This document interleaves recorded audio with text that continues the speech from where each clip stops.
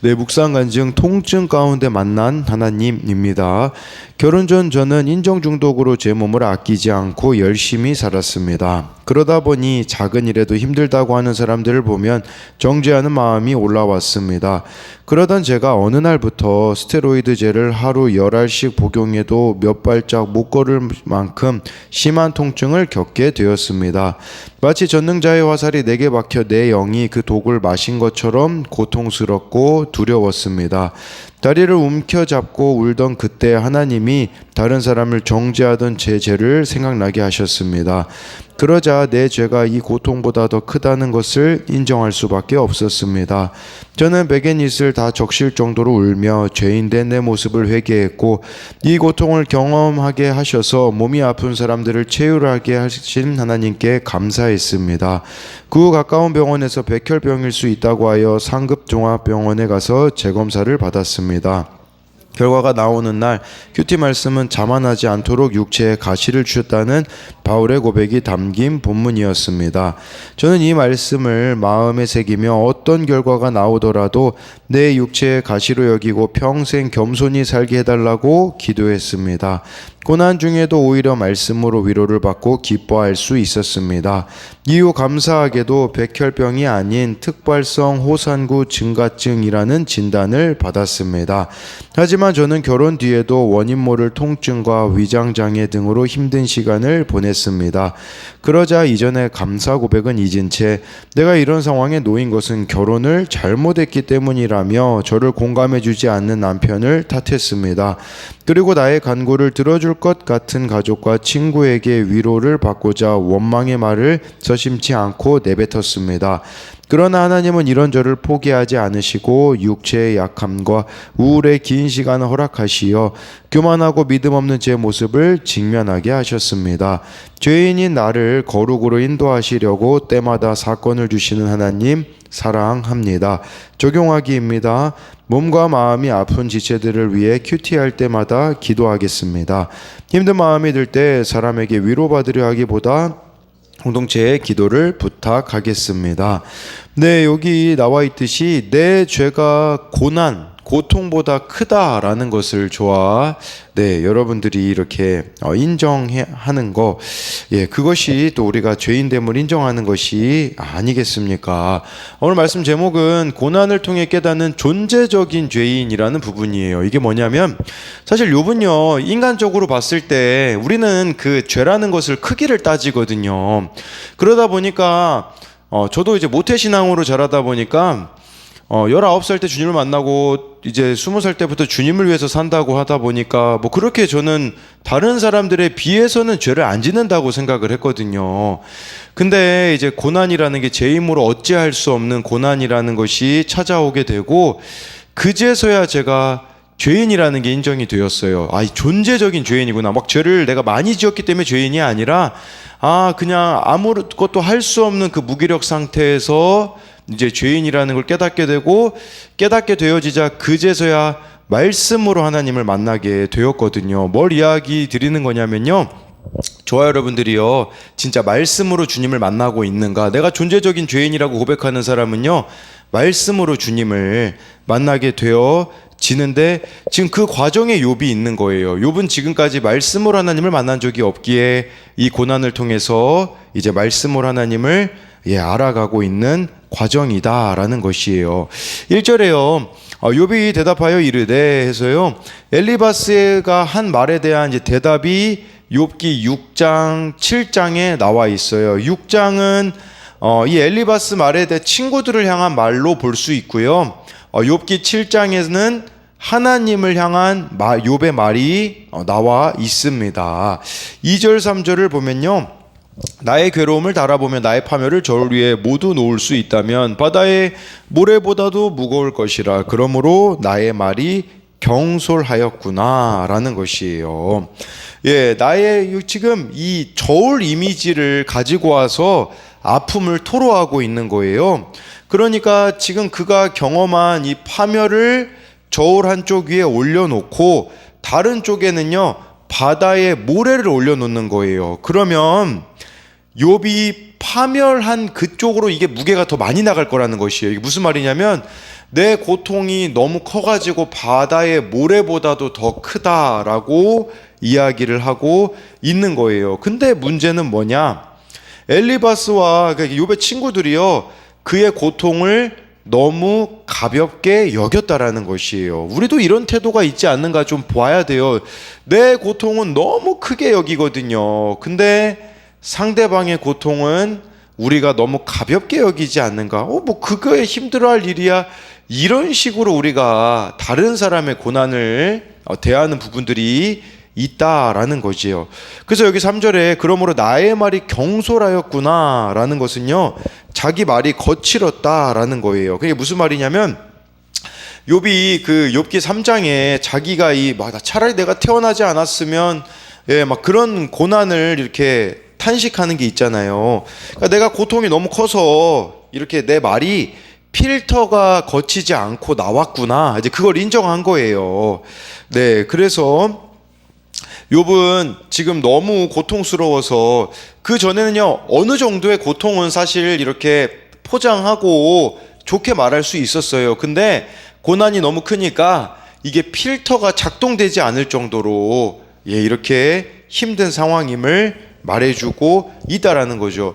이런 말을 했을 때 친구들이 그냥 욥이라는 이 사람 자체를 있는 모습 그대로 받아주었더라면 어땠을까를 생각해 볼 수가 있는 거죠. 여러분, 우리가 아무리 힘들어도요, 나를 있는 모습 그대로 받아줄 수 있는 사람만 있다면 사람은 자살하지 않습니다. 그래서 우리가 참 있는 모습 그대로 이렇게 받아낼 수 있는 사람인가도 생각해 볼 수가 있는 거죠. 그래서 이것에 대한 적용 질문은요, 내가 당하는 고난이 무겁게만 느껴져 무기력하게 지내지는 않습니까?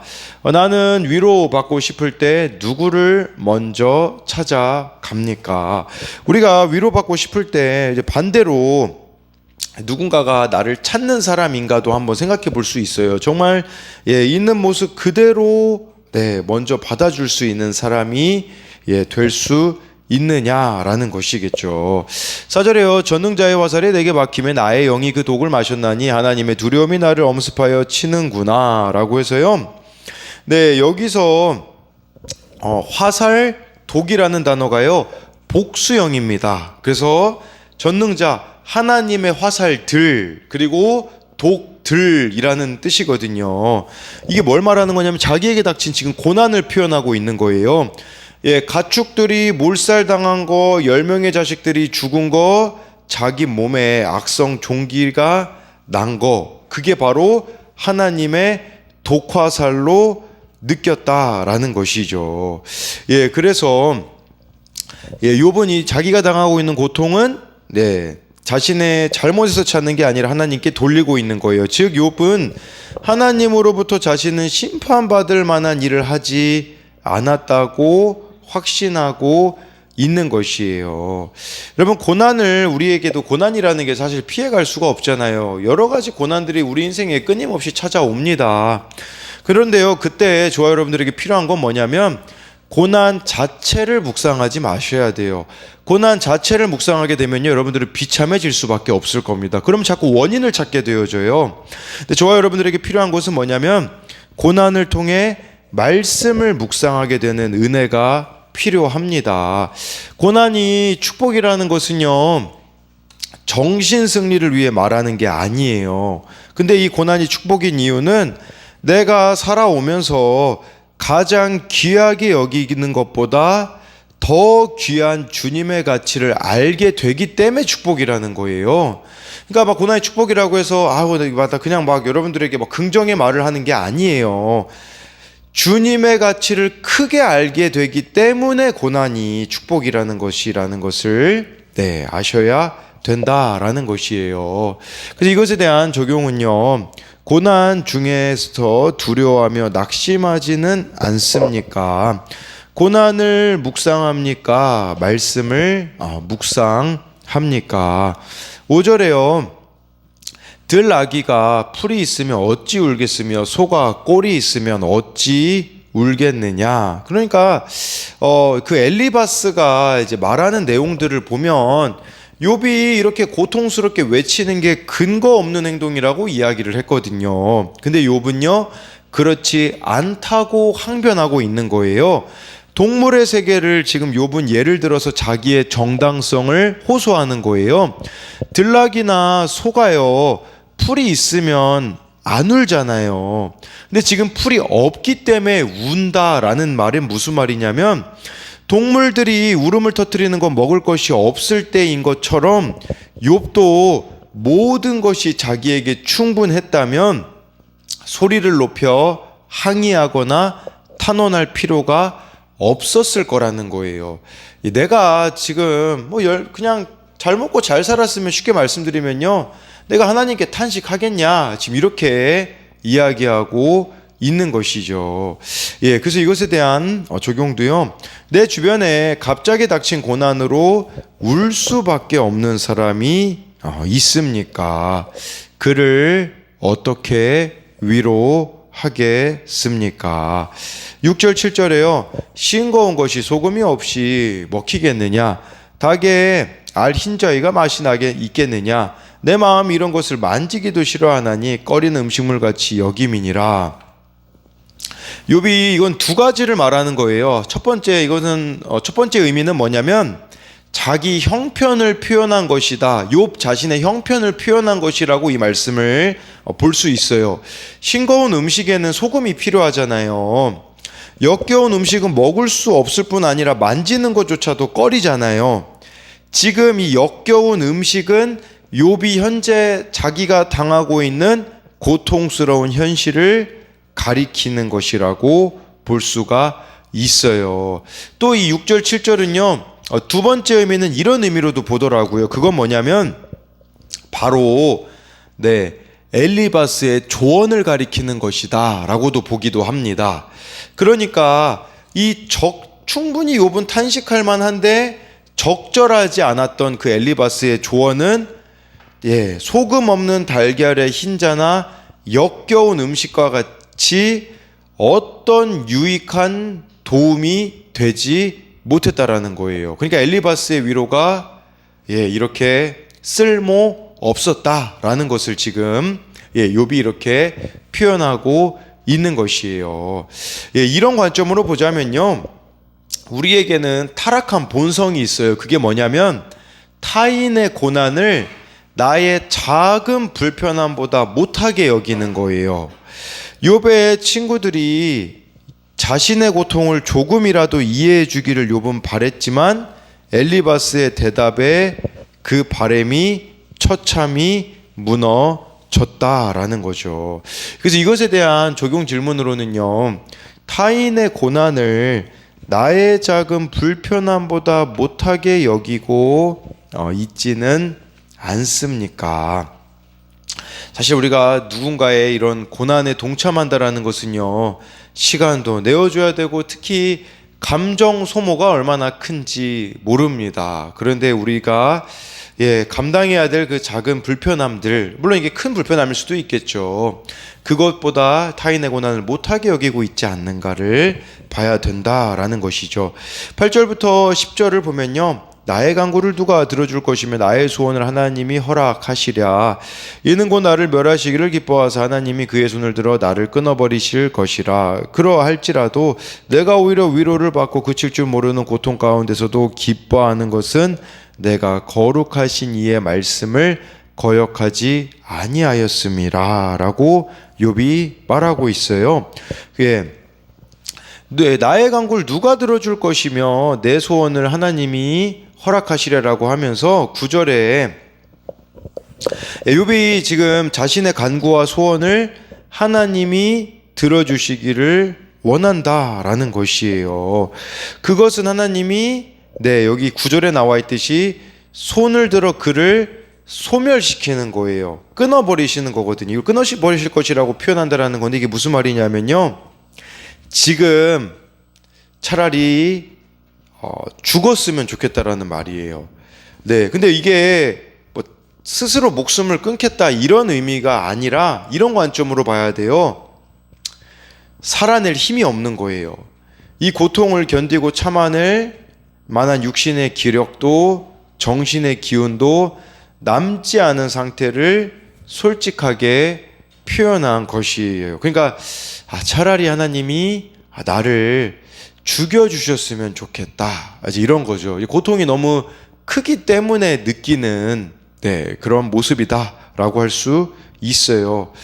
그리고 이게 10절을 보면요, 차라리 하나님이 지금 내 생명을 가져갔으면 좋겠다라는 것은 무슨 말이냐면, 이 고난이 계속되면 왠지 하나님을 부인하고 원망할 것 같으니까 차라리 지금 내가 하나님에 대한 그래도 이 신뢰가 조금이라도 남아있을 이때에 하나님이 나를 데려가셨으면 좋겠다, 그 고백이 10절의 고백이라고 할 수가 있는 것이에요.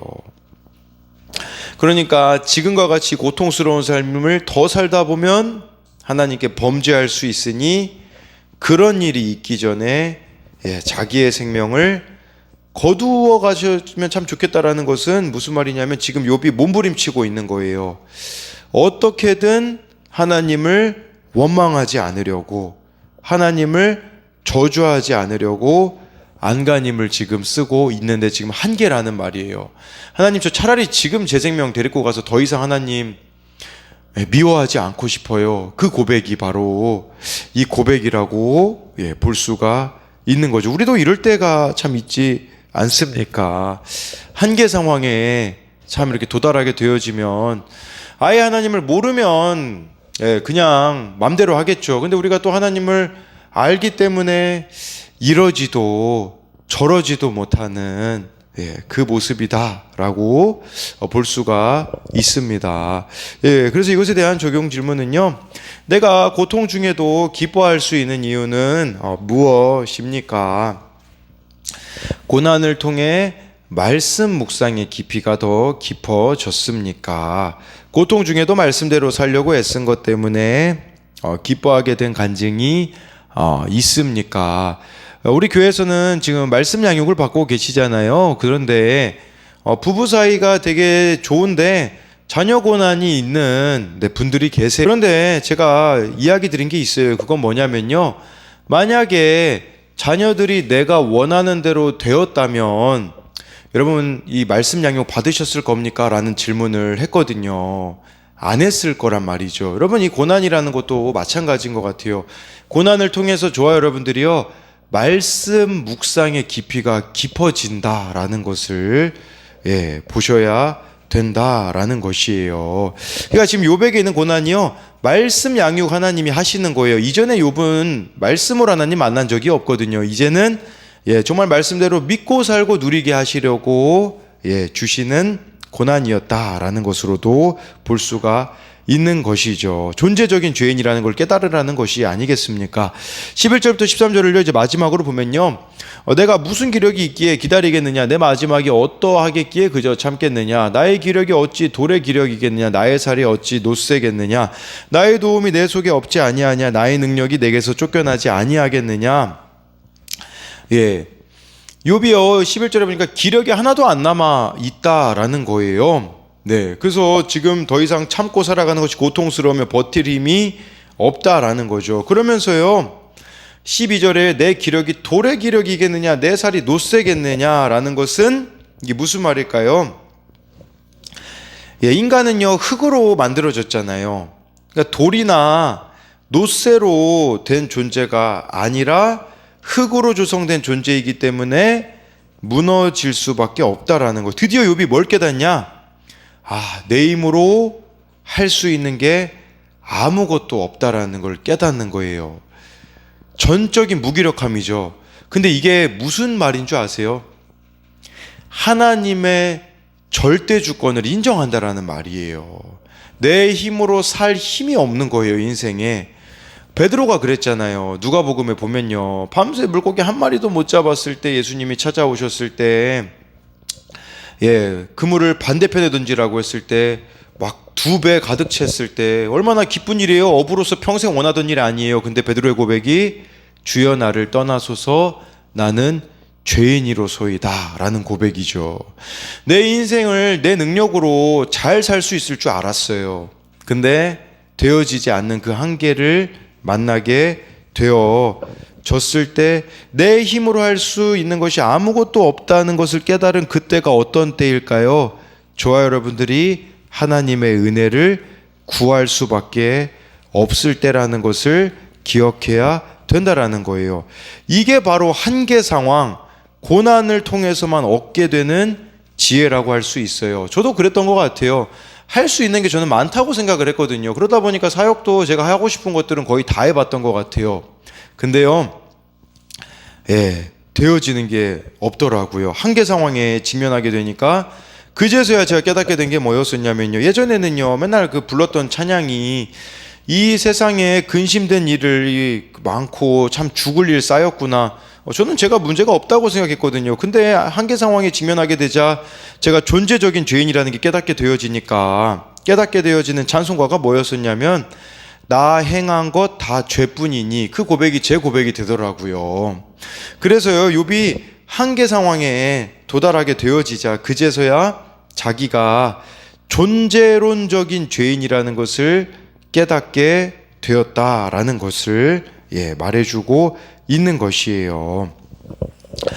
그래서요, 이 욥의 이런 무기력함을 보면서 욥의 친구들은 언젠가 그를 회복시키실 하나님을 왜 신뢰하지 못하느냐고 책망하잖아요. 그러나 고통 속에 놓인 사람들의 무기력한 모습은 고통의 무게를 견디지 못하는 연약한 인생들의 탄식으로 이해할 수 있어야 돼요. 그렇기 때문에요, 그들이 자신을 돌아보며 깨닫도록 이해와 사랑을 가지고 우리는 기다려줘야 합니다. 언젠가 하나님이 그 삶에 개입해 주시면요, 또 새로운 힘이 생기게 되면 그제야 자신이 했던 말들을 되돌아볼 때가 올 것이기 때문이라는 것이에요. 그래서 이것에 대한 적용 질문은 상대방의 수준까지 내려가서 그를 돌아보고 이해하려고 합니까? 라고 해서요, 정말 이 욥기를 통해서 이제는 욥이 자기의를 지금 내려놓는 과정에 있는 거예요.